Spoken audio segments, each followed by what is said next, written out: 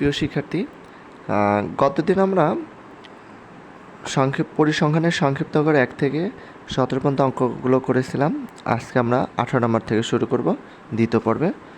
18 নম্বরটা যদি আমরা একটু প্রশ্নটা দেখি, তাহলে আমাদের U2 অর্থাৎ ধাপ বিচ্যুতি হলো আমাদের -2, x2 অর্থাৎ আমাদের মধ্যমান হলো 12 এবং h অর্থাৎ শ্রেণীব্যাপ্তি হলো 4 হলে অনুমিত গড় কত, বা অনুমিত গড় a সমান কত। তাহলে আমরা ধাপ বিচ্যুতির যে সূত্রটা আছে সেটা আমরা লিখি। তাহলে আমরা জানি ধাপ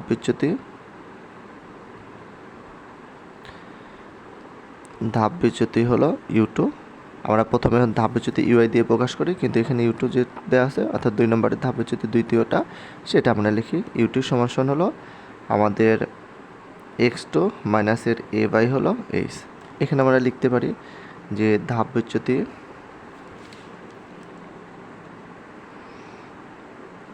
বিচ্যুতি U2 সমান হলো আমাদের ধাপ বিচ্যুতি হলো -2 দেওয়া আছে, তারপর হলো আমাদের মধ্যমান x2 সমান হলো 12 এবং হলো শ্রেণীব্যাপ্তি বা শ্রেণী ব্যবধান এই সমান হলো 4, এটা দেওয়া আছে। এখন যদি আমরা এটা মান বসাই তাহলে কি হয়, আমাদের U2 মান হলো -2, তাহলে আমরা এখানে -2 বসাইতে পারি। সমান হলো আমাদের x2 যেটা হলো আমাদের 12 দেওয়া আছে -a, এটা মানটা বের করতে হবে। আর h এর মান হলো আমাদের শ্রেণীব্যাপ্তি বা ব্যবধান। এখন আমরা যদি কোনাকুনি গুণ করি, এটা নিচে মনে হলো আমাদের 1 আছে, 1 দ্বারা 12 - a কে যদি আমরা গুণ করি, তাহলে আমাদের 1 দ্বারা 12 - a কে গুণ করলে আমাদের 12 - a হয়, সমান 4 দ্বারা যদি আমরা 2 কে গুণ করি, প্লাস মাইনাসে মাইনাস, 4 দুগুণে 8, তাহলে -8, বা আমাদের এখানে -a সমান -8, এখানে প্লাসের 12 ছিল, সমান ওই পাশে গেলে আমাদের প্লাসের ছিল, ওই পাশে গেলে মাইনাসের হলো 12, তাহলে বা -a সমান -8 এবং -12, তাহলে মাইনাসের হলো 20।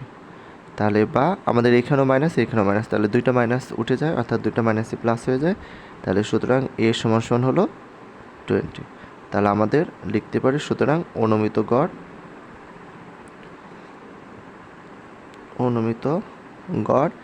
a সমান 20।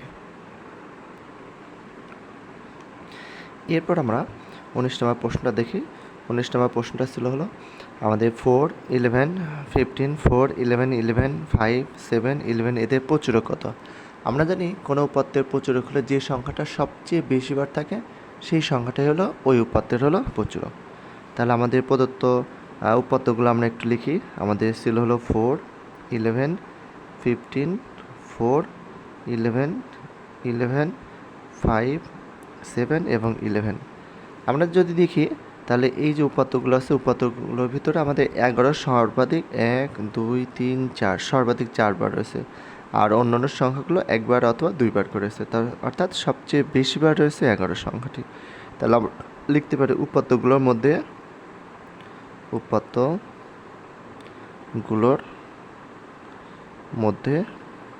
11 সবচেয়ে বেশিবার রয়েছে,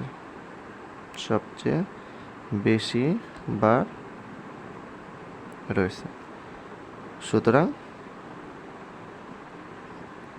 প্রদত্ত উপাত্তের প্রচুরক।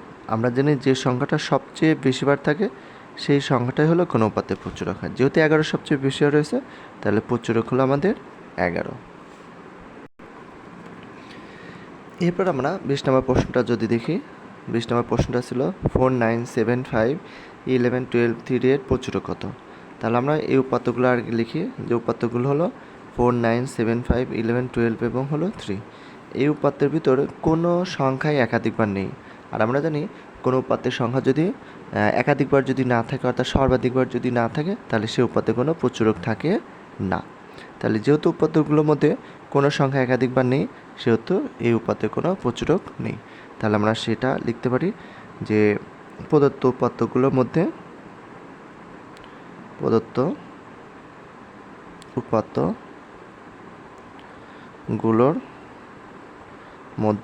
কোনো সংখ্যাই একাধিকবার একাধিকবার নেই। সুতরাং প্রদত্ত উপাত্তের কোনো প্রচুরক নেই। সুতরাং প্রদত্ত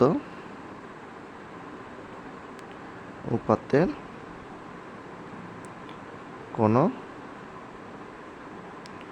প্রচুরক নেই।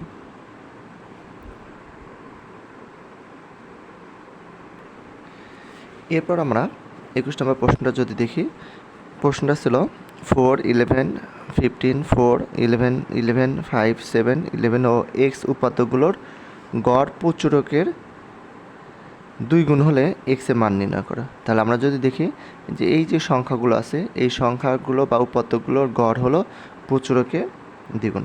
তাহলে আমাদের এই উপাত্তের হলো প্রচুরক হলো, আমরা জানি 11, কারণ 11 সংখ্যাটা সবচেয়ে বেশিবার রয়েছে। তাহলে এই সংখ্যাগুলোর প্রচুরক হলো 11। এখন বলা হয়েছে গড় হলো প্রচুরকের 2 গুণ। তাহলে আমরা আগে লিখি যে উপাত্তগুলোর প্রচুরক,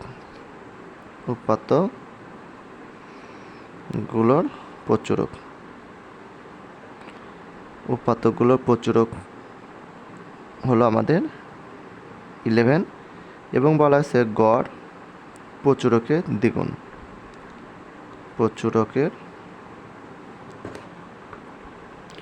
গড় প্রচুরকের 2 গুণ, অর্থাৎ প্রচুরক হলো আমাদের 11, তাহলে গড় হলো প্রচুরকের দ্বিগুণ, অর্থাৎ 11 গুণন 2 সমান হলো আমাদের গড় হলো 22। তাহলে এই যে সংখ্যাগুলো আছে সেই সংখ্যাগুলোর আমরা গড় বের করব। আর আমরা জানি কোনো সংখ্যার গড় বের করার নিয়ম হলো সবগুলো সংখ্যা যোগ করে মোট সংখ্যাতে আমাদের ভাগ করতে হবে।